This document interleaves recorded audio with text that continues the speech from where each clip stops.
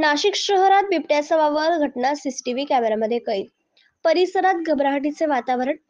नाशिक शहरातील उपनगर परिसरात रोकडोबावाडी, गोळीपाडा या भागात 4 ते 5 दिवसापासून नागरिक वसाहतीमध्ये सतत बिबट्याचा वावर दिसून येत आहे. स्थानिक नागरिकांनी उपनगर पोलीस स्टेशन तसेच वन विभागाला याबाबत कळवून देखील उपनगर पोलीस तसेच वन विभागाचे अधिकारी तसेच कर्मचारी या परिसरात राहणाऱ्या नागरिकांच्या जीवितास असणाऱ्या धोक्याचा विचार न करता दुर्लक्ष करताना दिसून येत आहे.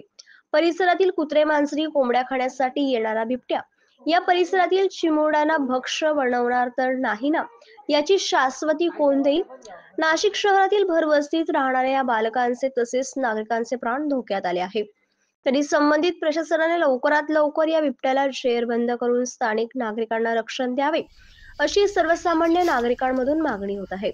कारण उद्या या परिसरातील बाळगोपाळांच्या जीवितास हानी झाल्यास सर्वस्वी जबाबदार प्रशासन राहील, अशी स्थानिकांची भूमिका आहे. महाराष्ट्र माझा न्यूज साठी मुख्य संपादक जनार्दन गायकवाड, नाशिक.